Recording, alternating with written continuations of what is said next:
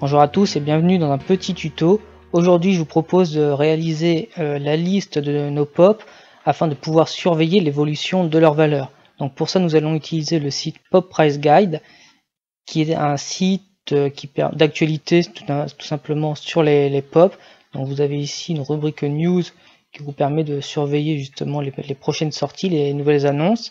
Mais vous avez également une rubrique collection qui vous permet justement de lister toutes vos pop. Donc vous avez un petit moteur de recherche, vous les ajoutez soit dans votre liste de pop que vous souhaitez obtenir ou dans votre collection, et le site vous affiche justement une valeur de vos pop, avec justement un récapitulatif et le top 10.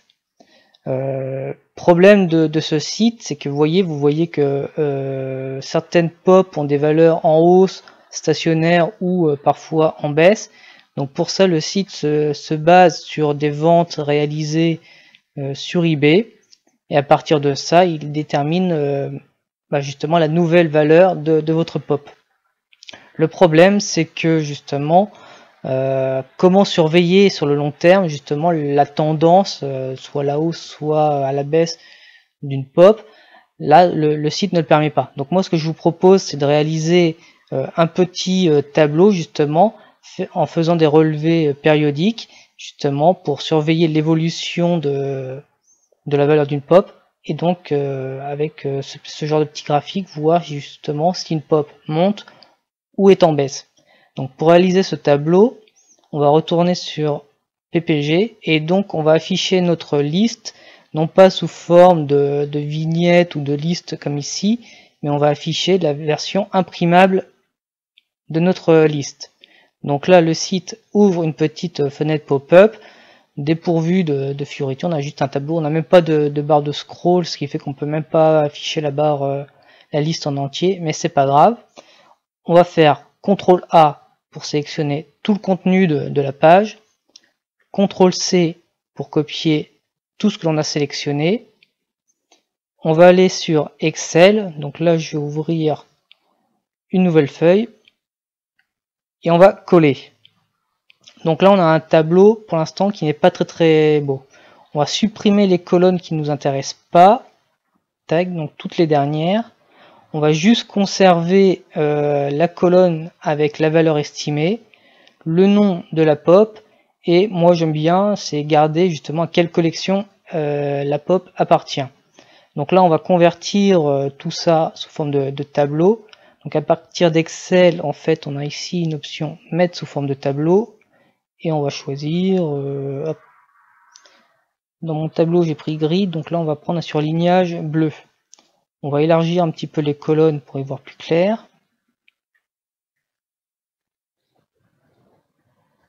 On va rediminuer la hauteur. Alors qu'est-ce qui se passe?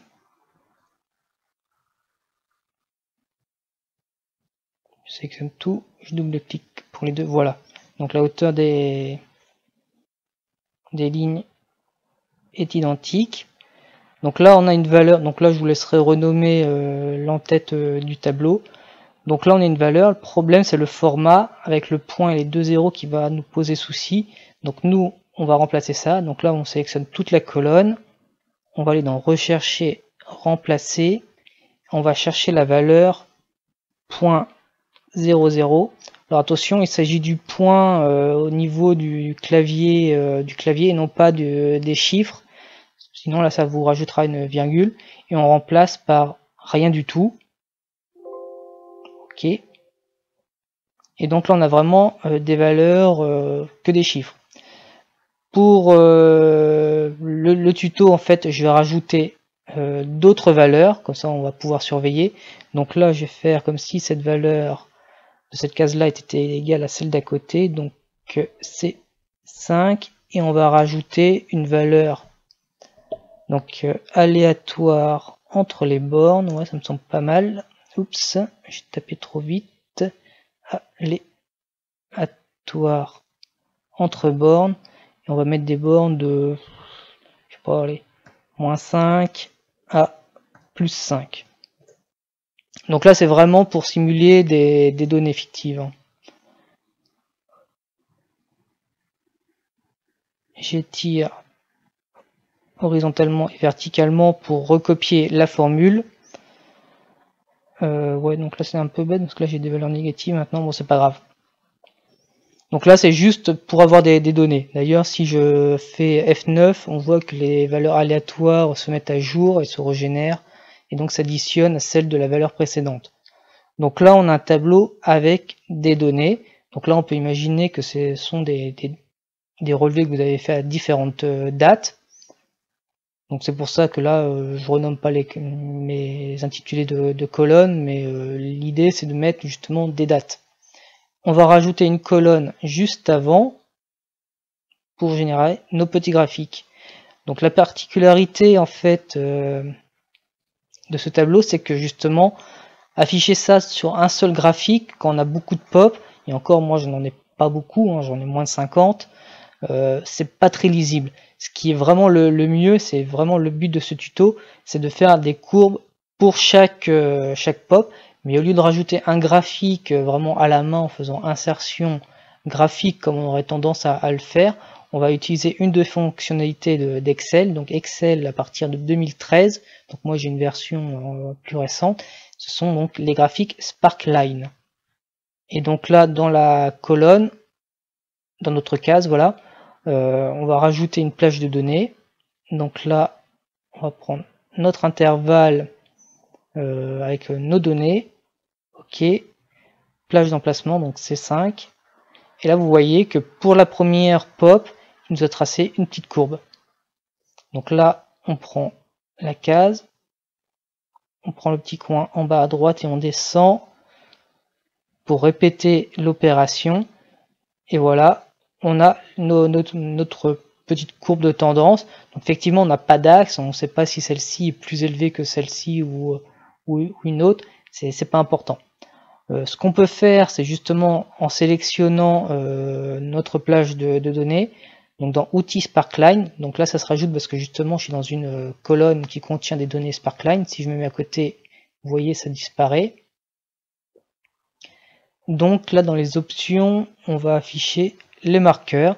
Donc ça rajoute ces petits points, qui sont toujours plus sympas visuellement. Et donc là, on a vraiment terminé. Donc à partir de ce tableau, on voit qu'il est facilement possible de reclasser la liste par ordre alphabétique pour retrouver une pop plus facilement, ou alors en prenant la colonne avec notre dernier relevé, d'afficher nous-mêmes notre top 10. Hop, là j'ai pris trop de lignes, voilà, donc là j'ai pris 10 lignes, donc j'aurai virtuellement mon top 10 à cette date là. Si je reviens à une date précédente, par exemple on va prendre la première, on voit que l'ordre a légèrement changé. Donc là ce sont des valeurs qui sont générées aléatoirement, donc effectivement le changement n'est pas flagrant, mais on peut imaginer qu'au fur et à mesure que vous faites des relevés, que vous achetez de nouvelles pop, ou notamment des pop un peu coûteuses, que votre top 10 évolue. Donc maintenant, pour mettre à jour le tableau, il faut tenir compte de plusieurs éléments. Alors déjà, il faut veiller à remettre votre liste sous forme alphabétique. Tiens, je vais supprimer cette feuille et je vais le faire en direct. Je vais reprendre vraiment mon tableau à moi. Donc là, j'ai mon top 10 au 9 août. Je vais rafficher la liste sous forme alphabétique. Je vais reprendre ma liste, parce que justement, il y en a une qui figure dans ce tableau-là que je n'avais pas encore ajouté. CTRL-C.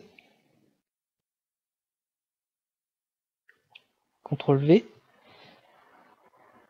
Donc là, je pourrais supprimer, mais là, moi, j'ai juste besoin, voilà. Hop, je remets quand même sous forme de tableau pour pouvoir classer par ordre alphabétique. Et là, moi, je vais chercher Shenron. Shenron. Alors, voilà, on insère une ligne, donc une ligne vide. Alors, c'est pas grave si elle n'est pas au bon endroit, vu que de toute façon, on va reclasser par ordre alphabétique. Là, je reprends les deux colonnes. je vais coller, mais je vais pas coller bêtement, je vais faire un collage spécial pour coller que les valeurs. Si j'avais collé bêtement, entre guillemets, ça aurait collé les informations textuelles, mais également la couleur de fond, c'est-à-dire le gris. Donc ça aurait mis un gris sur fond gris, donc là c'est pas gênant, mais disons qu'avec la parité des lignes, ça aurait pu être un gris sur une ligne qui aurait dû normalement être blanche, et donc on aurait eu 3 lignes grises de suite. C'est pour ça que je fais comme ça. Donc maintenant je peux reclasser par ordre alphabétique, tac, donc Shenron est redescendu un petit peu plus bas. Ce que je vais faire, c'est que ici je vais rajouter une colonne vide, enfin une colonne, et taper la date du jour, donc on doit être à peu près le 20 août 2017. Donc vous voyez que j'ai fait en sorte que la largeur prenne le jour et le mois ensemble et l'année en dessous, comme ça j'ai une largeur à peu près identique. Pourquoi je garde toujours une colonne vide? C'est justement pour que le graphique Sparkline prenne de la première à la dernière colonne. Et le fait de rajouter une colonne avant, bah les valeurs que je rajoutais avant, enfin entre les deux en fait, seront prises en compte. Alors que si j'avais rajouté ma colonne à la fin, mon graphique Sparkline n'aura pas pris en compte mes dernières données. J'aurais dû mettre à jour la plage de données. C'est pour ça que je garde toujours une petite colonne vide à la fin. Donc maintenant, on va reprendre cette colonne là. Donc là, on va faire comme tout à l'heure. On va remplacer le point 00 par rien du tout. Et là, je vais simplement sélectionner CTRL C les données. Donc comme on a deux listes qui ont le même ordre alphabétique, je peux coller les yeux fermés. Alors simplement en collant évidemment la valeur. Et voilà. Donc on voit que pour Azoka, en l'espace d'un peu moins de 2 semaines, elle a pris $1. Batgirl n'a pas évolué. Le Batman Joker, qui est une de mes dernières acquisitions, a un petit peu évolué. Et donc si j'affiche mon tableau, cette fois non plus par ordre alphabétique du nom, mais par valeur sur donc la dernière date, on voit que j'ai un nouvel entrant dans mon top 10, Shenron, vu que là je n'avais pas de valeur, donc il se positionne directement 3e position ou 2e ex-aequo, hein, ça joue. L'alien Xenomorph, qui est également une de mes dernières acquisitions, je vous invite à revoir ma dernière vidéo, reste bien classée, donc sa valeur n'évolue pas. Celle-ci a pris $1, donc c'est mon Vegeta Blue. Et donc là on voit que les graphiques Sparkline, effectivement, donc le virus ne cesse d'augmenter. Alors je n'ai que le normal, hein, je n'ai pas le métallique, donc c'est surprenant. Le Han Solo, il est stable, hein, on va dire qu'entre le moment où je l'ai acquis et aujourd'hui, il a presque la même valeur. Par contre, avec le graphique Sparkline, on peut voir qu'il a subi une baisse et avant de remonter. Donc là, effectivement, 40, 39, 36. Et là, il est remonté à $39. Donc Shenron, l'alien Xenomorph n'ont pas subi d'évolution. Ah, Harley Quinn, Bombshell, donc elle ne cesse de diminuer. Donc à un moment, c'était ma deuxième pop. Si je reprends à cette date-là et que j'affiche mon top 10 par rapport à cette date-là, on voit que Harley Quinn, lorsque je l'ai obtenu, était en deuxième position, avec une valeur pas très loin de celle de Beerus, et que mon Han Solo sur le Tone était derrière, alors qu'aujourd'hui Harley Quinn ne cesse de baisser.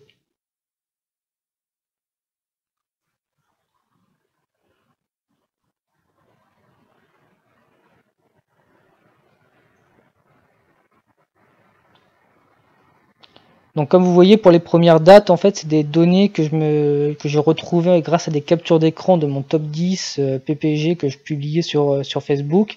Donc à partir des dates figurant dans le nom de la capture d'écran, j'ai pu retrouver des valeurs, donc je les ai saisies. Par contre, c'est des dates à laquelle justement les valeurs de mon top 10, mon top 10 évoluaient. Je ne retrouvais pas tout le temps les mêmes pop. Ce qui fait que pour certaines dates, j'ai extrapolé certaines données justement pour obtenir des données et pouvoir générer ces graphiques, puisque j'ai commencé à faire des relevés périodiques à partir du mois de mai. Donc ça fait vraiment 3 mois où de temps en temps, hop, je vais sur PPG, puis hop, je rajoute, j'actualise en fait mon tableau. Donc à quelle fréquence mettre à jour sa liste?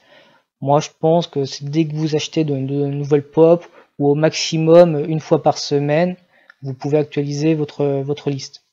Bon, faut pas le faire trop souvent non plus, parce qu'après vous allez obtenir beaucoup de colonnes, et justement lorsque vous avez beaucoup de colonnes, une petite astuce pour les masquer, c'est justement de sélectionner vos colonnes et d'aller dans l'onglet Données et d'utiliser l'option Grouper. Oui, donc là j'avais déjà un groupement, donc je vais dissocier. Ah, je fais des bêtises. Non, c'est bon. Donc là je resélectionne ça, Données, Grouper, et là ça ajoute en fait ce petit moins ou ce petit plus qui permet de masquer des colonnes. On peut faire la même chose pour des lignes, justement pour garder que les 2 ou 3 dernières colonnes et continuer à alimenter son tableau et toujours avoir la courbe d'évolution. Voilà, c'est tout pour ce petit tuto. J'espère que ça vous aura donné des idées. Maintenir une liste et justement surveiller l'évolution de vos pops. Un autre intérêt aussi, c'est justement si jamais le site PPG cesse de fonctionner, de toujours garder un backup en fait de votre liste de pop. Donc vous n'aurez plus justement leur valeur, mais vous aurez toujours un listing sous la main justement lorsque vous devez acheter. Vous êtes en magasin, vous ne vous souvenez plus si vous l'avez, ou si vous voulez partager à des amis votre collection pour que eux vous fassent un cadeau, et vous avez ce petit fichier Excel en backup. Allez, sur ce, je vous dis à bientôt pour une prochaine vidéo.